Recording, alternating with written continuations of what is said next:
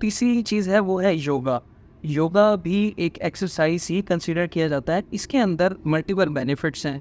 इसके अंदर एक तो आपकी फिज़िकली जो वेल-बीइंग है उसके लिए बहुत अच्छा है, आपकी साइकोलॉजिकल वेल-बीइंग के लिए बहुत अच्छा है, नफ्सियाती निज़ाम, नफ्सियाती सेहत के लिए बहुत ज़्यादा ज़रूरी है। आपको सुकून महसूस होता है, आपकी स्ट्रेस ख़त्म होती है, एंग्ज़ायटी ख़त्म होती है, डिप्रेशन ख़त्म होता है, जिसकी वजह से बहुत अच्छा इफ़ेक्ट जो है वो आपकी सेक्सुअल लाइफ पे भी जाता है।